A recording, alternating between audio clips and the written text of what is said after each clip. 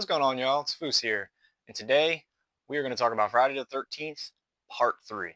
Let's do it.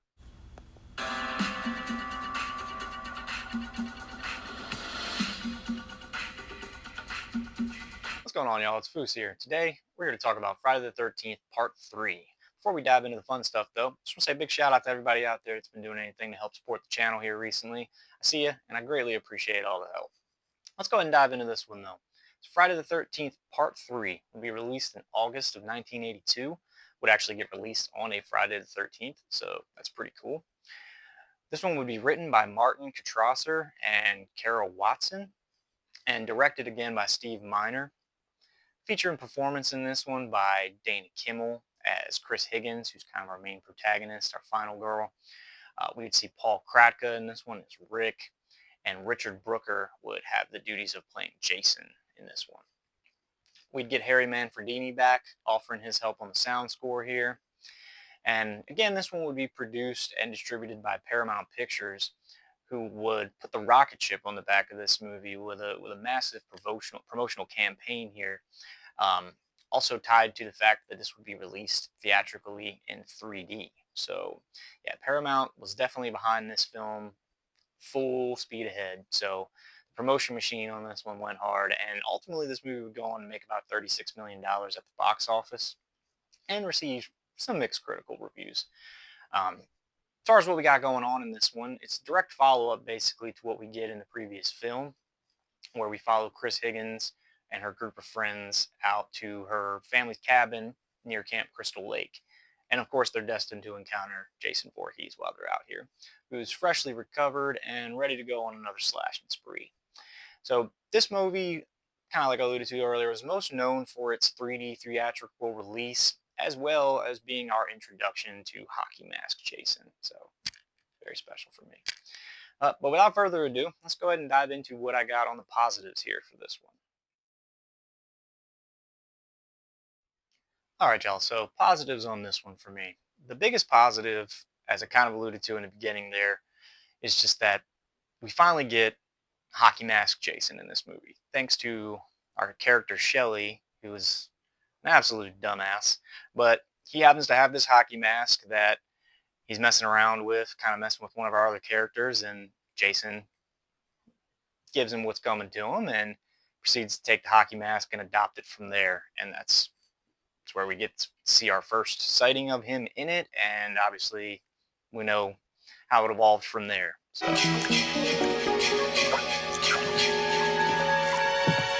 I dropped your wallet. I'm sorry.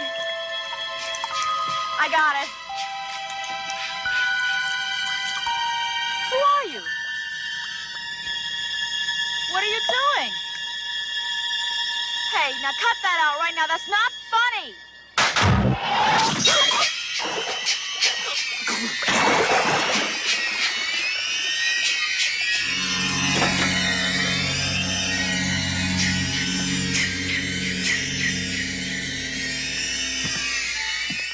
This being our first introduction to Hockey Mask Jason, huge positive for me, as that's one of my favorite slasher icons for sure. And, great first introduction of it here, I would say, because piggybacking off of that, for another positive I have is just the overall portrayal of Jason by Richard Brooker in this movie.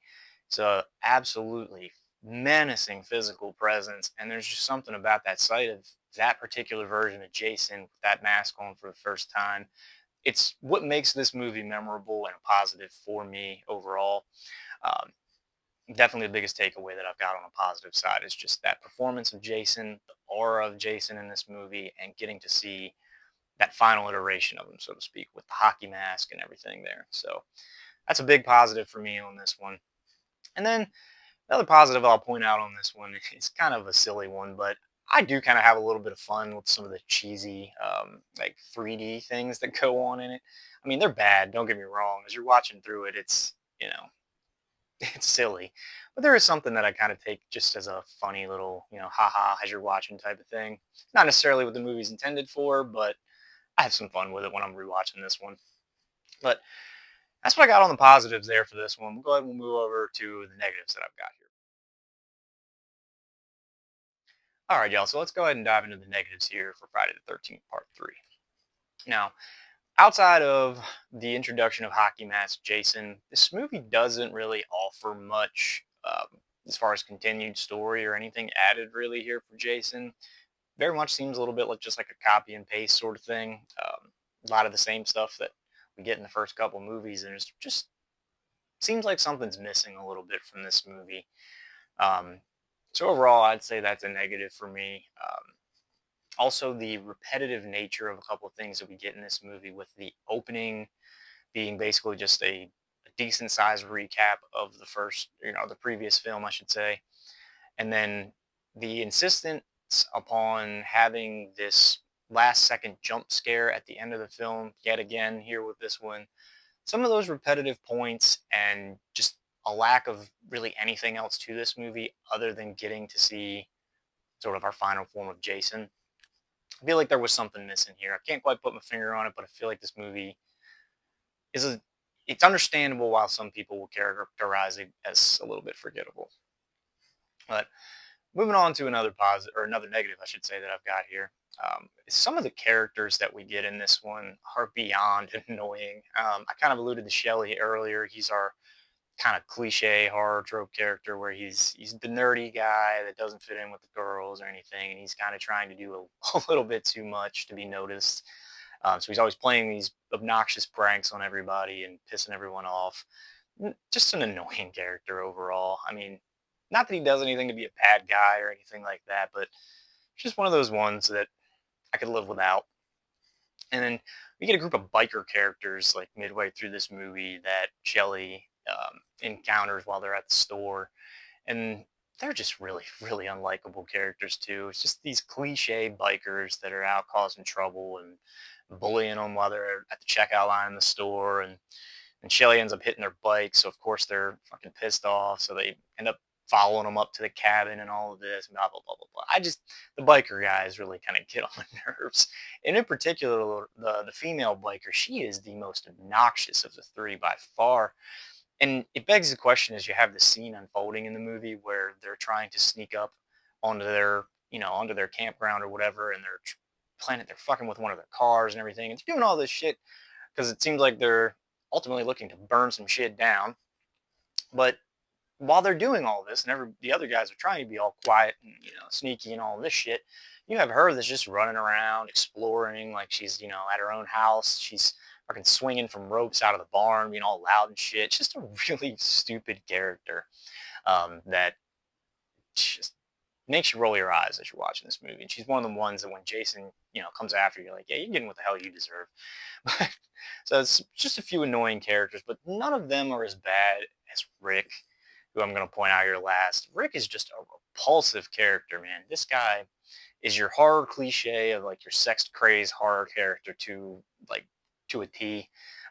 From the time that Chris shows up at the campground and sees him for the first time, like he's basically expecting her to just walk in and be ready to go. Obviously, she's got a lot of other things on her mind that he's not very receptive to. He's kind of just got a one-track mind throughout this movie, to the point where he says some awful shit to her that if you're a guy trying to, trying to get to a certain place, you'd think you would say some different shit. I mean, he's telling her that she seems like she's gained weight. He's making sure the reminder, how, hey, I could have been spending time with another girl this weekend. You realize, of course, that I gave up an opportunity to spend the weekend with Mary Jo Conrad.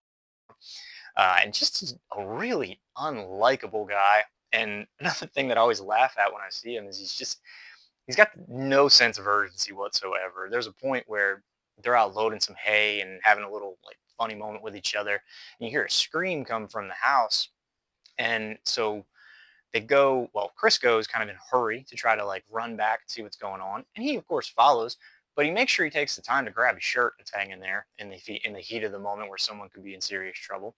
Not only that though, but he takes the time once they run into the cabin together and he's still kind of fumbling with his shirt.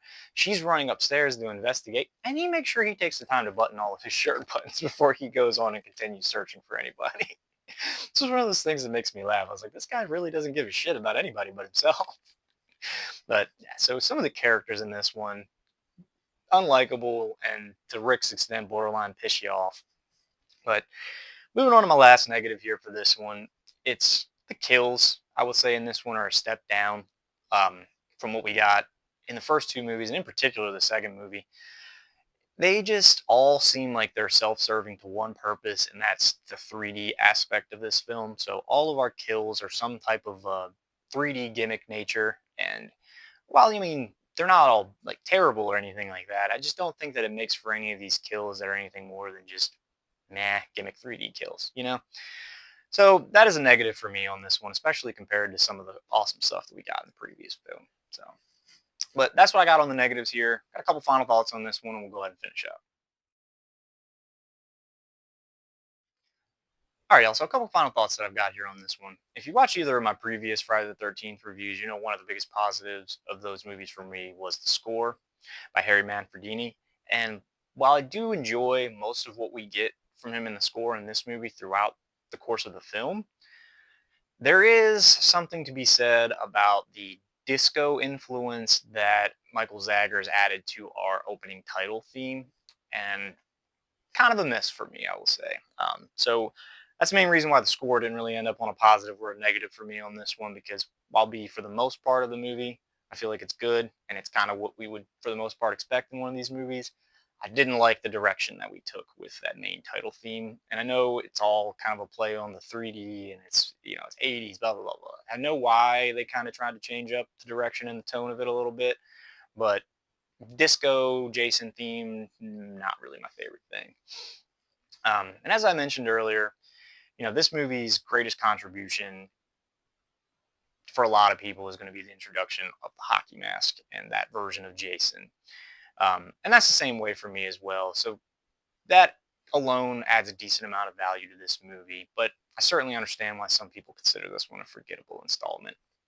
But overall, for me, and again, I'm looking at it through those hockey mask lensed glasses here, a little bit of favoritism. So when I'm going to say it's a 3 out of 5 for me. But that's all I got on this one. Be on the lookout for our Nightmare on Elm Street Dream Warriors review coming up soon. I'm going to have a lot of fun with that one. I've always been a big fan of that movie. Spoiler alert. But I look forward to talking about it. Be on the lookout for that. As always, like, comment, subscribe, share this with some friends. Appreciate any help we can get spreading the channel. Till the next time, we'll see you.